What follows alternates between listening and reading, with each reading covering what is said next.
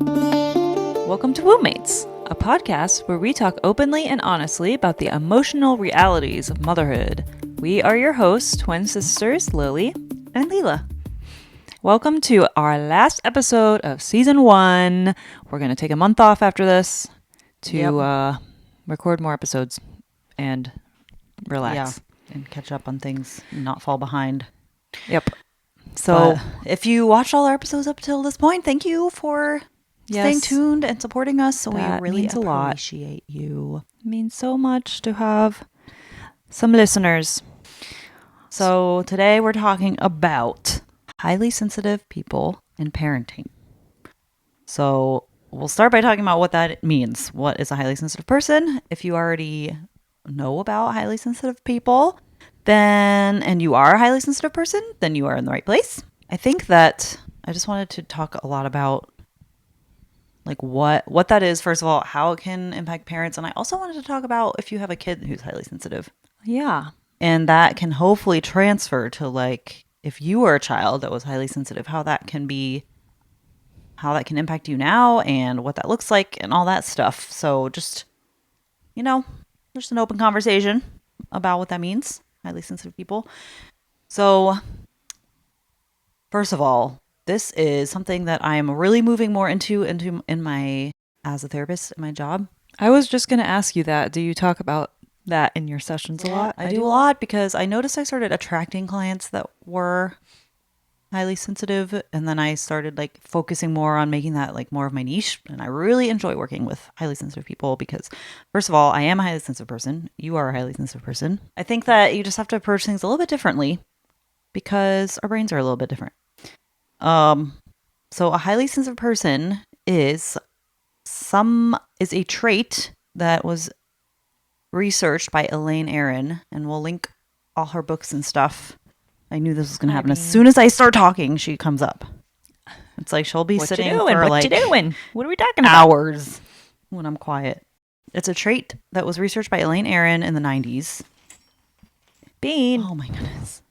And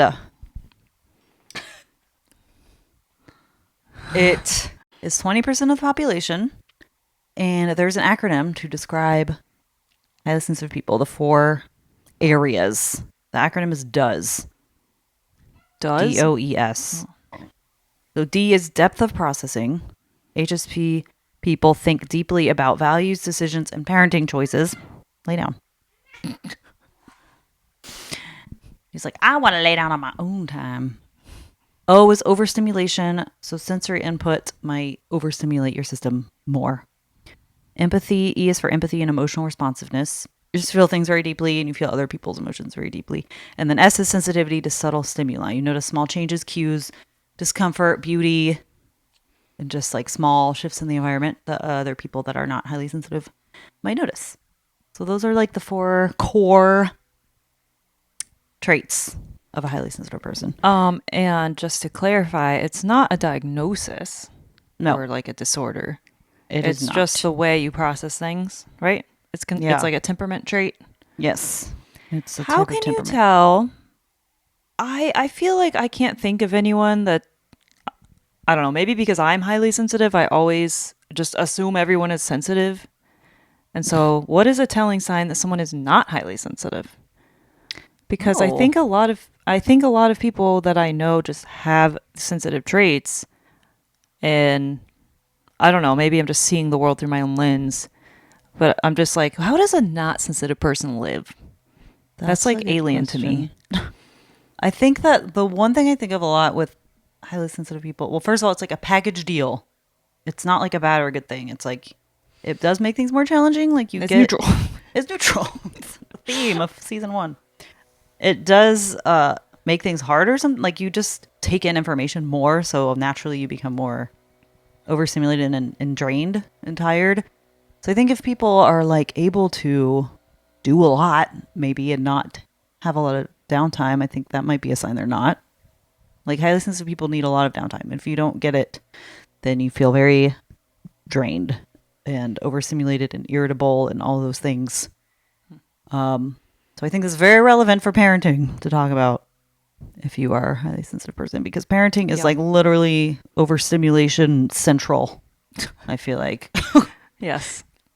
So that makes it difficult for highly sensitive people, but they are also very attuned to their kids and very good at Yes. understanding how to navigate their feelings. And Yeah, that's the other side of it, is they're like very in tune with emotions of their kid and what's working, what's not working. And they're also they feel things very deeply, but that can be a challenge and a positive thing. Like, you also feel positive emotions very deeply, and like wonder and awe and happiness and joy and connection with people. But you also feel sad more deeply and more, uh, you know, it's yeah, again a package angry deal. more deeply. Yeah. So, sorry, continue. Oh, that's okay.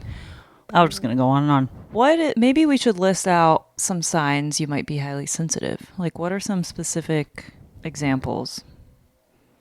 I have some. Oh, okay. I was trying to see if I wrote that down. I didn't know if you did or not, but what are they? What do you have? loud noises drain you, crowds overwhelm you, you notice subtle changes in people's moods, violent movies stick with you, criticism feels physically painful, you cry easily, you need alone time to recover, and beauty, music, and meaningful moments affect you deeply. I do feel like most of these I relate to. I don't know if I feel that crowds overwhelm me, though.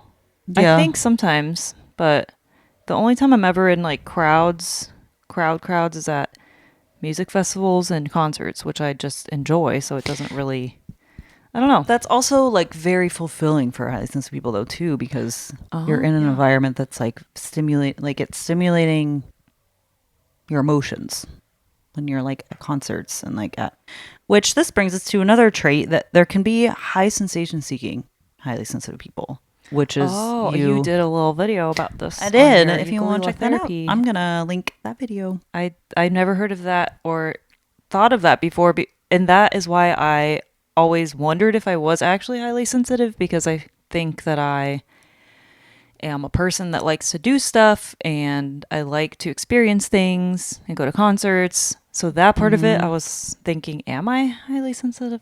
Because I don't Yeah. feel as overwhelmed doing a lot of stuff.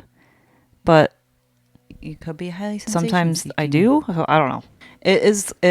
If you're high sensation seeking, highly sensitive person, you're like have a pedal on the gas and the brake at the same time all the time. Like, you feel very like you want new experiences and novel experiences, but you also get drained from them very That fast. just sounds like the story of my life with everything. There's always like, I want this, but also I want this. I need this, but I also need this. Yeah, it can It's feel very confusing and like draining. Like, Hello, Bean. so it's just important to Hello. know that you need to it's important for high sensation seeking people to do those things, but also they just need more downtime after them I see. to recover. Yes. And I'm also going to link the test, like a highly sensitive person test, if you want to check that out and see if you might be a highly sensitive person. I need to take that. I don't think I've ever actually. I just assumed I was. I've never taken a test. Well, I'm Bean, assuming. do you think Bean is a highly sensitive cat? I don't know. She's a highly He's our irritable guest cat today. What do you think? but Bean? and a highly loving cat. You are like all the extremes. She has nothing to say at this moment. She's like, can you just let me enjoy this? The research term for highly sensitive person, which I actually don't think I knew this, or I didn't process it, is it's sensory processing sensitivity. So you literally just take, and they've done brain scans of people who are highly sensitive, and you just have your amygdala, the emotion processing center, is more active. And I believe there's other areas that are more active. I don't know. I should have researched that more, but the brain is different, and you're born with it. It's not like something you grow into or grow out of. Like, it's a trait that you have. And if you think about it, we needed people, 20% probably of our population, our ancestors need people to be on alert and aware of subtle changes, and that helps keep the tribe safe. If you can hear an enemy coming from farther away, or see them, or you notice changes in the weather, or like things like that, it's important to have Yeah. that in a group. Speaking of you're born with it, that was something I was going to ask you. Do you think sensitive parents raise more sensitive kids? Nature versus nurture? I Do you think think there's, I guess, a little of both?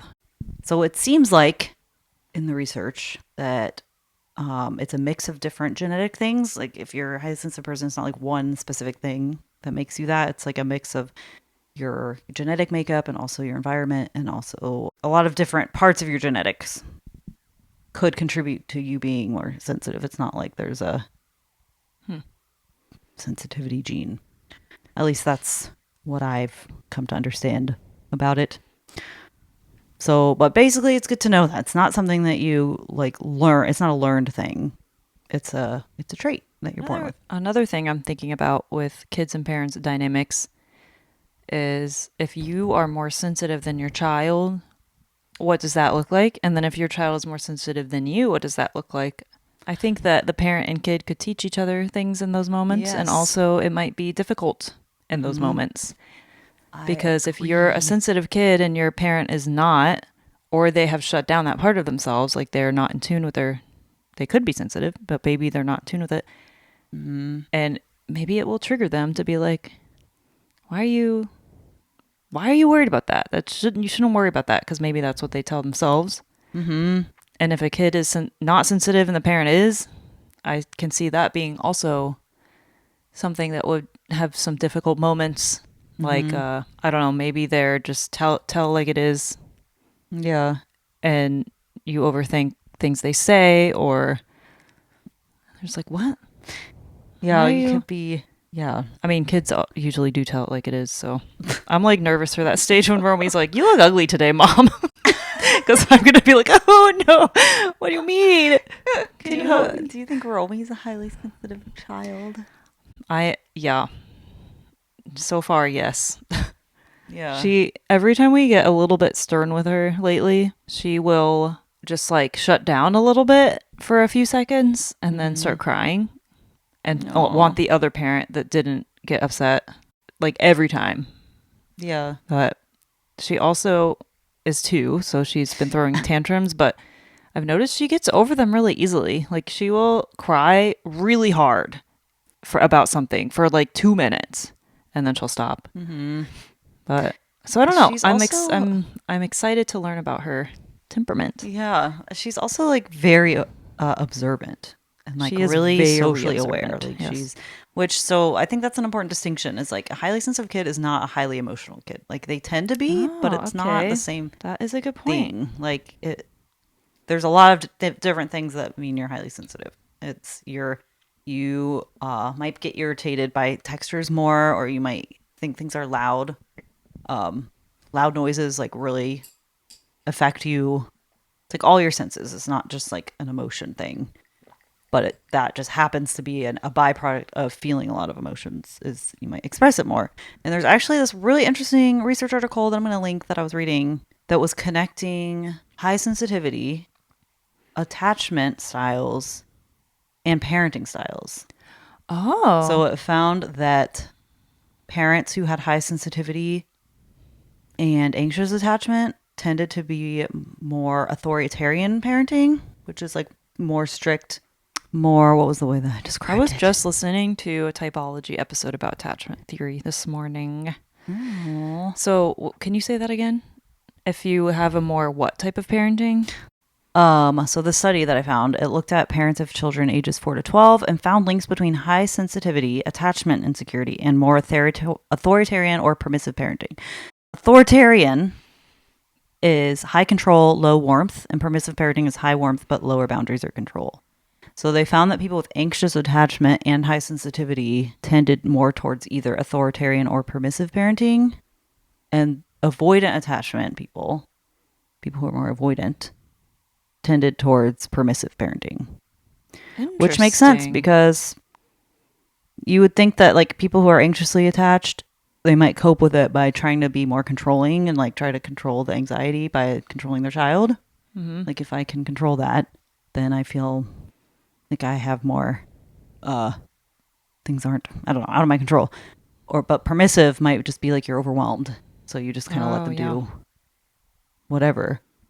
And You take one extreme. yeah, and it was saying that parents who scored higher in attachment anxiety or attachment avoidance also tended to report higher sensory sensitivity.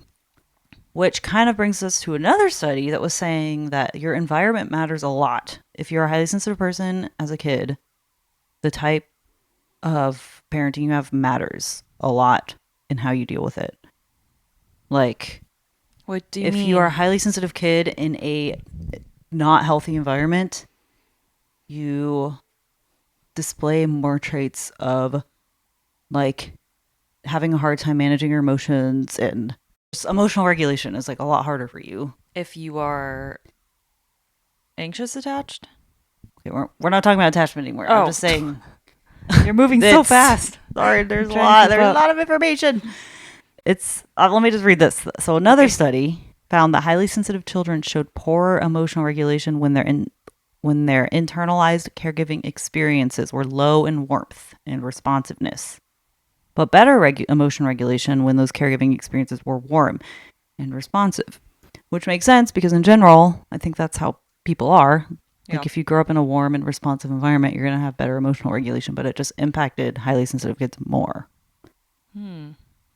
So if you have a highly sensitive kid, or if you want to reflect on your own childhood as a highly sensitive person, that might make some things make sense. If you have a hard time, like highly sensitive kids respond more positively to attunement and warmth, and they respond more negatively to like harsher or non-responsive environments. And that was one more study The study queen over here. that was really interesting. They did this other study about parents and attunement, like HSP parents feeling more difficulty, but also more attunement. Like they reported having more challenges as a parent, but also like feeling more attuned and connected to their kid than the general. Yeah, like what we were talking population. about. Like what you were. Okay. I'm just going to say it. We're having a lot of issues with our audio, and I think it's because my computer storage is dumb and full, even though it wasn't the other day. So, anyway, we're figuring this out. It's just our first season. We're trying to learn. Yeah. So we talked about like a lot of stuff, and hopefully we can remember it. Go ahead. Well, for the third time, I was saying it's like we just talked about. There is good things about being sensitive, and there's more difficult things about being sensitive. Mm-hmm. You can be very emotionally attuned to your kids. You know what they need. You notice patterns, but also it's really Yes. draining. And also along with that, oh, it's raining, cozy. Well, that's cozy. My sensory part is happy. We got a candle and some rain. Drinks. Yeah, also with that study, what was interesting, I think I said this in the deleted portion, so sorry if I'm repeating myself, is that moms reported that they perceived parenting as more difficult, or that it felt more challenging, but it also felt As a more sensitive person. Yeah, as a sensitive mom. But also felt more rewarding. Like they felt way more connected to their kids. They felt attunement stronger, and the relationship felt more rewarding. Like they just reported that higher on scales. But the dads that were a part of the study, the highly sensitive dads, only reported that part, the attunement part, but not it being more difficult part.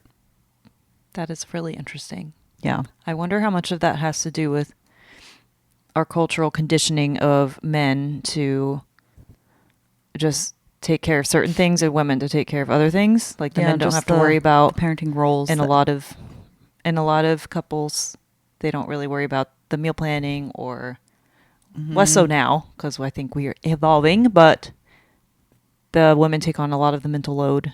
So Yeah. they don't really have, that's a lot of the difficult part about being a sensitive parent, is you are tracking so many things and you're making sure everyone's fed, and I don't know, maybe that's part of it. Yeah, that's just the cultural conditioning. Yeah. And also, that's just a whole other topic, is highly sensitive men, because Ooh, I want to delve into I that. think they have challenges in way different ways too. Yeah, And because I think it can be more challenging sometimes for men to be HSPs. that's not how a lot of boys are raised to be sensitive. They think it's a negative thing, mm-hmm. which I think a lot of people, I think that was in the audio we cut out, but that cut out was we were talking about a lot of highly sensitive people grow up internalizing shame because Yeah. it's seen as a bad thing to be sensitive. Yeah. So that's like a huge part of the work. And I think this cut out too, but so we were talking about things you can do as a parent as a highly sensitive parent to take care of yourself and things that might be helpful for you. And one of those things is if you can't take a long break, then taking micro breaks throughout the day, like even if it's just 5 minutes that you shut yourself in a room or being like, I need to step away for a second. It's like those people that run really long marathons and they like for days and they just nap for like 10 minutes at a time. That's pretty much being a highly sensitive parent. It's running a marathon. And yeah. Especially. I think that it is kind of like running a marathon in your own way, but it does work. It does make a difference. Even small breaks make a difference. Yeah. Especially if you are adding that with self-compassion and not shaming yourself. Because I think that a lot of highly sensitive people tend to do that. Like, what's wrong with me? Like, I should be able to just get through this day and do all the things I need to do. Especially as a HSP and especially as a parent, you need to have a lot of grace with yourself, which is easier said than done, but it's very important because the more you're trying to push yourself and shame yourself into overworking or, over your limits, the more you're going to feel irritable, the more drained you're going to be, the more you might snap at. Check out our mom rage episode. The more you might get more annoyed, and that's not good for anybody either. So it's doing yourself and the people around you service to take care of yourself. Yeah, and the other thing is that you might tell yourself that because maybe that's what you heard growing up, and you're just kind of repeating those phrases and those memories. When you feel sensitive, you tell yourself, I shouldn't feel like that. I'm being dramatic. Maybe that's because that's what you were told by peers or your parents or whatever. Mm-hmm. But I think, just remember, people that tell you that are either suppressing their own sensitivity or maybe they're not sensitive. I don't know. Maybe they are and they feel shamed by that themselves. Just continues the cycle. Yes. So they see that in you, something that annoys themselves about themselves. Yeah, which is another reason why it's important to have self-compassion, because the more you're understanding of yourself and compassionate towards yourself, the more you can be like that towards other people. Yes, and the more you work on yourself and take care of yourself, the more you can do that to others. Take care of other people and have positive effects around you. A reminder. Another thing that I think that's really helpful for HSPs in general, especially parents, is to lower the amount of stimulation in your environment. So get rid of the loud toys. Don't buy loud toys. If someone buys a loud toy for you, for your kids, be like, oh, thank you, give it away. Find shows that are low stimulation, like Little Bear, or if you're like trying to cook and there's like Cocomelon in the background, that's very overstimulating. Yeah. Cocomelon's literally made. Look this up, you guys. It's literally made to be like a drug, for kids. Anyway, so find shows that are like more slow paced and like nice music, and to have on if you're gonna watch TV with your kid. And that could be affecting you and you don't even know, because I think sometimes I have a very overstimulating day, but I don't really think I am until later when I'm just, why do I feel like I'm vibrating? I don't know. That's a good way to describe it. I think a lot of people who are HSPs feel like that. You're just like vibrating. And you also just learn how to be in the world. If you're in a Western culture specifically, you learn to like ignore your body in a way, because you're trying to just get things done and do what you need to do. But it can tell you a lot of interesting things. Yeah, your body knows. It is smart. And yeah, so lowering stimulation, noise canceling headphones, be your best friend. If you're like just going to the store, bring noise canceling headphones. Maybe not with your kids, but on your own, unless you want to do that. That could work for you. I'm just picturing a parent with noise canceling headphones on and their kid is just screaming. They just have like these huge headphones on like this. And everyone's just walking by like, can you hear that? They're like, Your kid "It's is for my crying. mental health. Don't I'm judge getting me. overstimulated. I'm getting overstimulated. But that could be a good thing to add in if you know like your kids are just playing or safe and you want to put in headphones. You also cut out the part where you were talking about wearing I noise cut it out. canceling. My computer You cut did it it. out. Noise canceling headphones at Islands of Adventure Universal. And Yes, you said it was very that peaceful, so and nice. I want to try that. I just have my AirPods that have When I'm, noise like, at the store. cancellation. I've done that at the store too. Like noise cancellation AirPods. If you have those, just like bring them everywhere with you. I didn't notice how Yeah. much of a On difference that made. airplanes. Like, it turned my like overstimulating, which I love going to Universal by myself, but it can be overstimulating. Yeah, airplanes. Oh my gosh, I love those AirPods on airplanes. It's like magical. I think I told the story that I door dashed AirPods with noise canceling features to my hotel room. It's like I feel so bougie doing this, but we like got this hotel room that played music until like 2 or 3 a.m. and we were right next to the stage and I could not sleep and I was like, I'm supposed to be away from my kids so I could sleep. Mm-hmm. So we found a deal at Best Buy and DoorDash them, and I'm really glad I did that because I actually slept. They work so well. Yeah, Not sponsoring AirPods are right not now, but we should any be any kind at of this noise point. canceling headphones.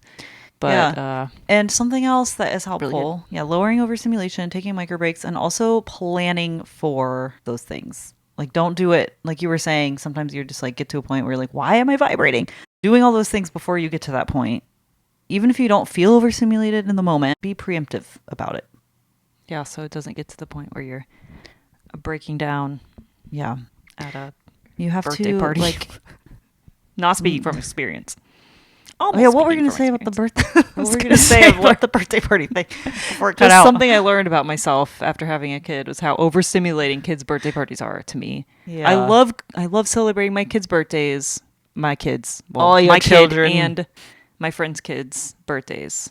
Like I think they're fun, but also they're very overstimulating because there's a lot of kids running around and screaming, and there's music playing, and there's like cake all over the place and food on the floor, and Romy's just like a mess. And Yeah, it's but overstimulating in every I way. have definitely learned.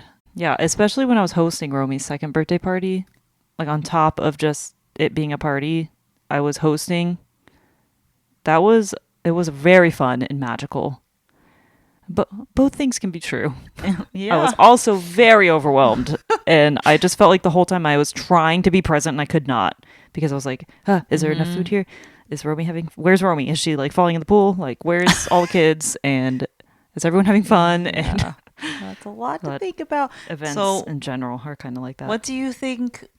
Speaking of preparing and things you can do to help as an HSP, what do you think would be helpful if you know that you're going to have like a birthday party and you're like hosting one or whatever?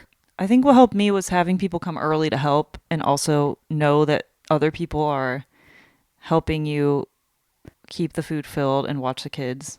Yeah. Like you were there and then our parents were there to help and came early to set up. I think that helped a lot, but I still felt overwhelmed. Mm-hmm.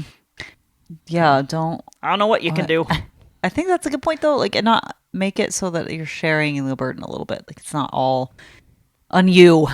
Yeah. Do Well, everything. and my husband was there, so that was Yeah, also helpful. I like- was like, can you go get the cake? Can you make sure Mhm. everyone's gathering around? Gather around Yeah. Just to sing.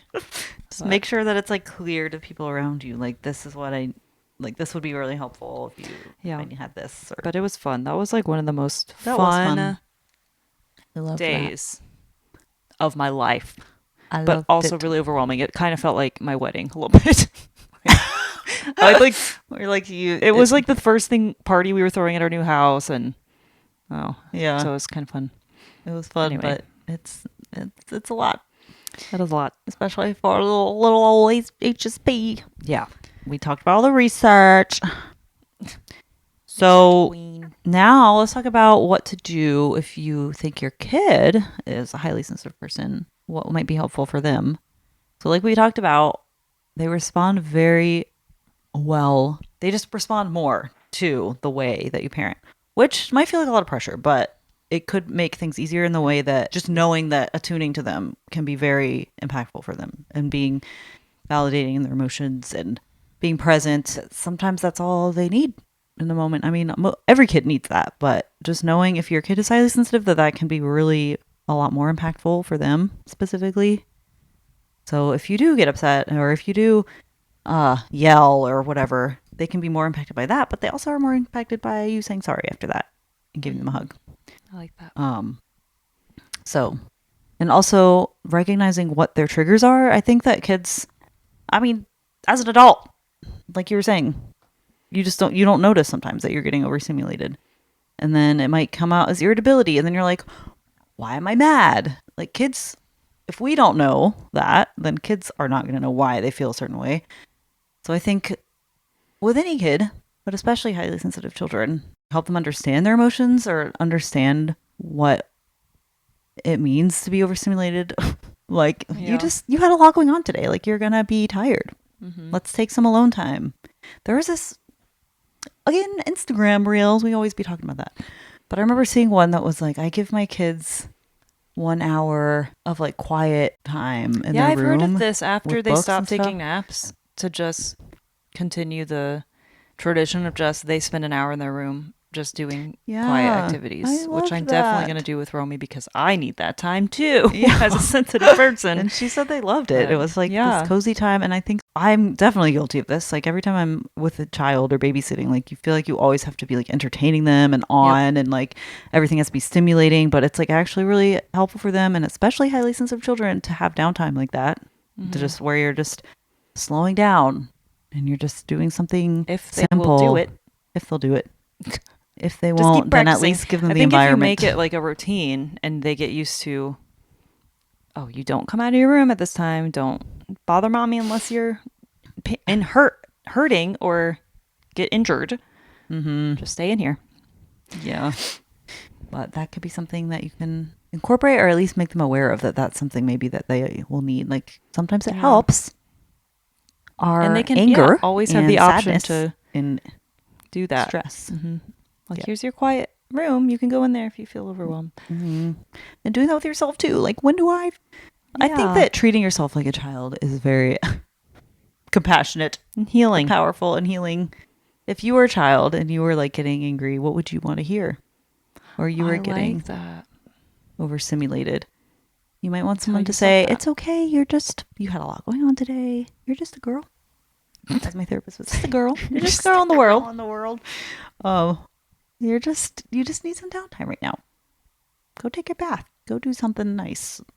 You don't want to hear, suck it up, buttercup. Get over it. Yeah. We don't want that. Pull up by your bootstraps. What's that saying? I don't remember. I always say, pull your boots up by the straps. I know what you're trying to say, and I also don't know how to say pull it. yourself up by your bootstraps. Yeah. Is that it? Yeah. We don't want to hear that. No bootstrap talk here. Sometimes there is a time and place for the bootstrap talk, but I think that it's not always with a highly sensitive person, for sure. Yeah. Because, can you tell I'm very passionate about this? I feel like I'm talking a lot. I love it. I want you to be passionate about this, and I want you to share all of your knowledge and passions with us. First of all, check out my other video on Are You Too Sensitive? I will link it in the description. But I talked about in that video like how... On your ukulele therapy account? Yes, not this one. Okay. Ukulele therapy. I talked about how... What is sensitivity even? Like, is it possible to be too sensitive about things? And I think it's important to differentiate between high sensitivity or like your emotion reaction, your emotions, and what you do with that emotion. Like, you can learn what to do with those emotions. And I think if a highly sensitive person doesn't learn what to do with it, it can turn into having a hard time regulating emotions or being really irritable or just like lashing out or getting upset easier. But it's not about you being more emotional. It's just like you need to know what to do with it. And I think the more people say to you, you're too sensitive, get over it, that doesn't change you being sensitive. It just changes you wanting to not. Yeah, it just makes you try harder to not be sensitive, which then makes you feel more. All it does is make you feel more bad about yourself. Yeah, like that something's wrong with you. It reinforces the idea that something's wrong, when it's not something you can change. So what do you do in those moments as a highly sensitive person when you feel overwhelmed? And what do you do with your emotions? I cry. I'm just kidding. Crying is good. We have tear ducts for a Crying reason. is That's good what I always for tell you. her. Like, When why people would we are cry? like, ah, sorry, Why? I'm crying. I hate them. We have tear ducts for a reason. Biology what you didn't just say? put those there for no reason. Someone in college that I knew used to say tears are the pressure valves of the soul or something. And That's one way to look at it. I really like that, but also everyone, including me, was like, that just sounds weird. It's like I like the tears are idea pressure behind valves it. of this. Yeah, but I think about that a lot because actually that is a good analogy. I like It's that. It's a release. yeah. And crying is literally, you're created with tear ducts to cry to regulate yourself. Like that's what crying does, is to regulate yourself. When I feel overwhelmed, I try to do all those things like lower stimulation and just like, but usually I end up just scrolling my phone, which makes me feel more overstimulated and bad. But I also, nature is really helpful for people who are highly sensitive. And I would assume that applies to children too. Mhm. Like that can be very regulating and calming. Yeah. So sometimes I just step outside and put my feet in the Helps grass. immediately. Something about that. I'm like, oh, my life is actually I'm okay. great. I'm not dying. I'm not dying. It's I'm not not. the end of the world. Nature is good. And I feel like my environment affects me a lot. Like if I just move to a different Yeah. room, that helps me feel better sometimes. Or just like go somewhere. I have a barometer of my outs. If I'm in the same room for too long or I'm inside too long, that like quickly goes down.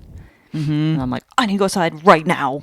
And then I Yeah. just have to go on my porch and stand there and it fills up. And then I go back inside. Charging. Charging. I charge in the sunlight. I'm like, I really That's do feel exactly like that's what my husband says too. And since my name is Lily, he used to say like, "Oh, my little flower needs sun" or That's something like so that. Which Why is is so it true. cute? So true. It does help. I was doing, speaking of environments affecting you, I was doing a birth plan with my counselor. Oh. And there's a section about like what you want in the room with you. And it was like all these sensory things. And I was like, everything. All of the All of above. this sounds amazing. Twinkle It was lights, like flowers. Yeah, it was like battery candles, Yeah. aromatherapy. We dim just started lights, talking about things. how that Yeah, we feel turned like off that all would be the so lights helpful. I didn't even think about in that. my hospital room because they're so fluorescent. And I think we just had like the sunlight in the window. Oh, And then that was nice. that is definitely because what I want hospitals to are do. so fluorescent. Yeah, because I And so know that's medical. gonna. I did get it. see- You got to see. But you're we working get on it. people. You're trying to make people not die, but come on, there's a line with the Do fluorescence. they? So where do you get these things? You just bring them? Do you bring them? Yeah. What if there was a hospital stash of twinkle lights and I wonder if there's. candles? You know how there's like. And if you request those, they just bring them to you. So like you I wanted think that the there should lavender be scented candle, ma'am? A person hired just to do things like that. You like, They're you know how they're called, child specialists Yeah, there should be. that they make the hospital like what should they call them? nice and fun for their child. Should be like Yes. that for adults, for humans, For humans. for adults, especially for birth. It's like, here's our collection. What would you like? The twinkle lights? Would you like the warm setting? Would you like the candle that flicker There's like setting? they give you a checklist. Man, we should start this business. They give you a checklist. Which kind of twinkle lights would you like? Which scents would you like? What music do you want? Yeah. And then you just set up the room for them. This is great. Anyways, But anyway, I have thought of the twinkle light thing, but I didn't think about smells. I didn't think about like what I'm tasting. I was like, I want all of this stuff. I feel like I'm being so extra because I saw this Instagram reel and it was like they set up their birth room with like twinkle lights and candles and music. And I was like, I really want to do that, but I also feel really embarrassed to be like, can we turn all the lights off? well, what if it's my idea? I'd be like, I'm setting this up for my sister. That as would a be surprise, and then it would. Amazing. more. Well, thank you for doing that. A surprise. I'll be like, wow, who did this? Oh, whose idea was Oh. this? Oh, the twinkle lights. Oh, is this the lavender candle? Yes. Oh, okay. Oh, is good. this my box of chocolates? Whoa, okay. Wow, But- whoever came up with this idea is a genius. Anyway, I think I was like, yeah, I want all of these things because I really feel like, and a lot of highly sensitive people are affected more by their environment. If you think about it, that makes sense. You're taking in the And when you are sensory giving things. birth, you need to be.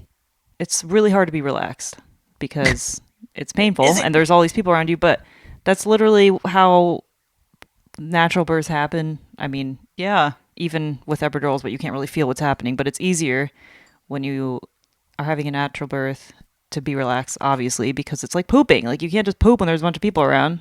You're like closed. You're like closed up. Yeah. There's definitely something to. I've been watching Instagram reels Reading. about this. The mind body. There's a name for it. The cycle that happens when you're giving birth. It's like the stress. I feel like we should know this on Womb Mates. It's some kind of cycle with like the way that you're thinking and how your body's responding in birth, and like sometimes it's prolonged. The more, like you're saying, more people are around. Yeah, that's what the I more was stress reading you about feel. in one of the my natural child birth being books, which I did not do natural childbirth, which I wanted to, but that I was like, why did I think that was a good idea? I'm gonna have an epidural now. After 12 hours of being in pain, I gave up. We respect it. We respect it. I think that helped, but don't be embarrassed about needing a nice environment. That's okay. I know. I just feel like I'm being so extra. But you know what? So what? I'm gonna ask for what I want and need. I'm working on that. What would you suggest to me and maybe others that may be going through postpartum or about to, as a highly sensitive person? What do you think was the hardest thing for you, and through the lens of being highly sensitive postpartum, and what was helpful for you? Being postpartum? Yeah, like the first few months. What was the hardest thing and what was most helpful? Well, first of all, I just wanted to do everything right, which it was a lot of pressure. But the other thing was just being physically uncomfortable while also trying to figure out how to, I don't know, I'm trying to even find the right words because I feel like every aspect of my being was being shattered. Like my physical self, my spiritual self, like my emotional self. I was like, what am I doing? But I think that just like being physically uncomfortable added this layer to it as a sensitive person that was like, I was healing from a tear. I was like, had a lot of pain breastfeeding and I wasn't sleeping. So it's like all of these sensory things were happening that I didn't really think about until just now that you asked that question, that I think was contributing a lot to how difficult postpartum was for me. So just pain meds and learning about how to make breastfeeding less painful. Yeah, if you can decrease, like take care of your physical body, because that is I got a something, donut pillow, just like little things like that to sit down. That's something that I think HSPs are more affected by too. Just like physical things, pain affects you differently, I think. Yeah. And what were you saying? And sleep. Oh, I think HSPs in general too need a lot more sleep than the general population. You're affected more by less sleep. I noticed that if I get less than 7 hours, not all the time, but most of the time, I feel very irritable the next day and just very sleepy. And I just dread when I get less than 7 hours because I know the next day is going to be really hard. But then I tell myself sometimes it's not. And maybe tomorrow will be one of those days. But yeah, sleep and just having a kid that constantly demands stuff from you is hard for sensitive people. Not having like space. Something I'm going to try to do too is take a shower every day. Mm-hmm. Oh, that was really I should have added that to my things that helped. Is that helps so much, especially because you're just like bleeding down there all the time, and you're just have milk all over you. It's like that was the best part of my day. Was like the 20 minutes I had alone in the shower. And I want to put like those aroma things in the shower. I'm adding that to your list of things to get you. Oh, that's really cute. Yeah, just like those little, what are it, tablets that you put in the shower and they smell good. I think that would be really nice. You can get those at the Dollar Tree, and I have them. I can't find the note of all the things I want to get you. That's really cute that you have a note of things to get me. Another helpful thing that is kind of going along with everything we've talked about, but having low stimulation rituals. Like you were saying in the morning, you really treasure your mornings where you just drink coffee. Yes. And take time to yourself. Like having those built in throughout the day, I think that would be really helpful. The rituals are very helpful. Separating your child's emotions from your emotions, because highly sensitive people can be very empathetic towards other people, especially your children.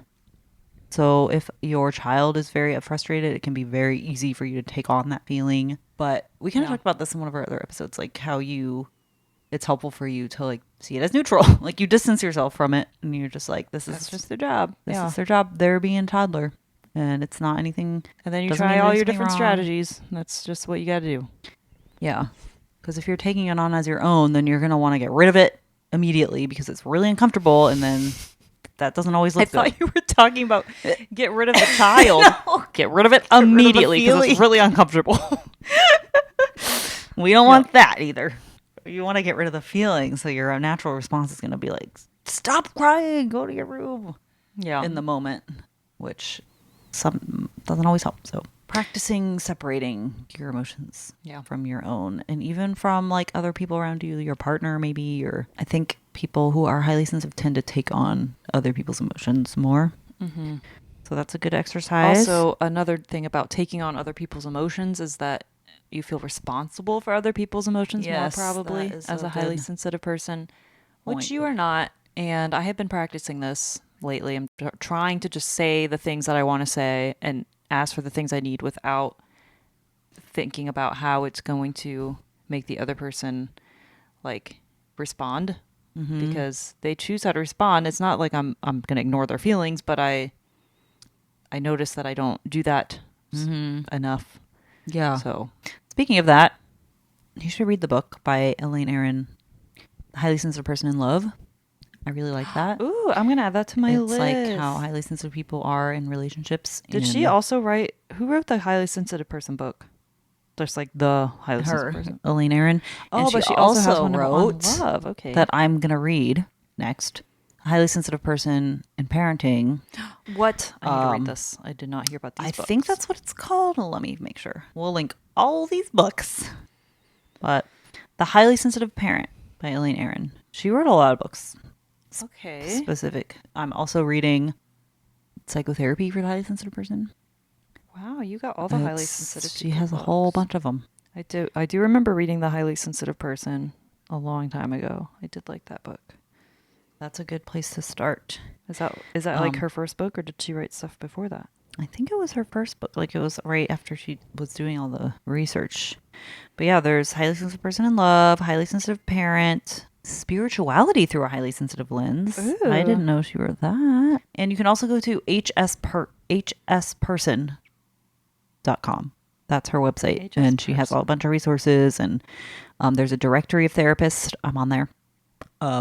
People who specialize in HSPs. Oh, good for you. The highly sensitive child she has. Oh my gosh! Wait, slow down. I'm trying. I can't even find. You have the to In go. Love Just one. go to this. But just I'm go to on this Goodreads. website. That's how I find all the books I need to read. Oh, And oh it's- yeah. For It some says reason new it's not. spirituality through a highly sensitive lens. New. She has two. The highly sensitive person. Oh, those are different editions, probably. Okay, so There's highly also- sensitive person in love. The highly sensitive person. Oh, I already workbook. have that on my want to read list. Good for me. I just never read it. Is it a workbook? Cool. And I know this is not a relationship podcast, but I think that that's Could another be. struggle that HSPs have is they want somebody. They have like this desire to have like these very deep, meaningful connections and like very, and I just like reading through like Reddit and stuff that makes it hard for them to be in relationships sometimes because not everyone's like that. Like not everyone is like Oh. super spiritual or want, well, it's not always spiritual, but that can be a part of it. Like very deep and like, let's talk about our feelings all the time. Like that's a lot for a lot of people. Yeah. So I think that Some people don't your like that. partner doesn't have to be everything for you either. Mm-hmm. Like you can have that with your partner and with your friends, or you can Yeah, we have- like to say everyone in your life brings something to you. Mhm. Like your partner can't do everything you need.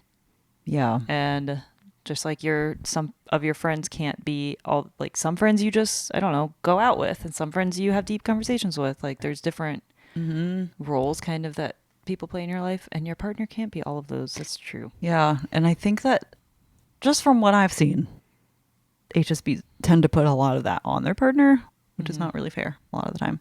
I mean, if you never get that, then maybe there's something happening there, but Yeah.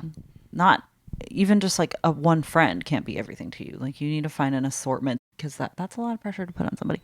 Anyway, I don't know why I thought of that, but I like that. I just That's good to remember bring that like up. reading something about that in the Highly Sensitive Person in Love book, and that actually highly sensitive people do pretty well if you find the right person with someone who's not highly sensitive, because you can balance you out. Yeah. But they can also do well with people who are. So it just depends on the person, obviously.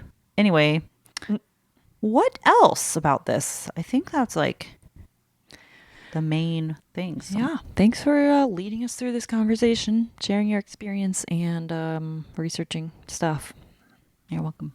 I really loved it, and I'm really passionate about this. You are. I can tell. So if you listen to this podcast and you have any thoughts about it, or if you're a highly sensitive person or have a highly sensitive child, let us know how your experience is with that. And if you have any suggestions for future episodes. And this is our last one of the season. So I guess we'll see you in August. The first week, Friday of August will come out. First Season Friday in 2. August.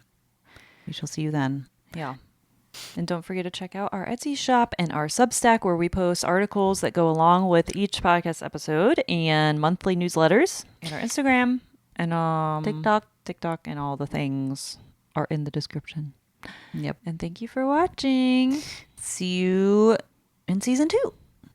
Bye. Bye.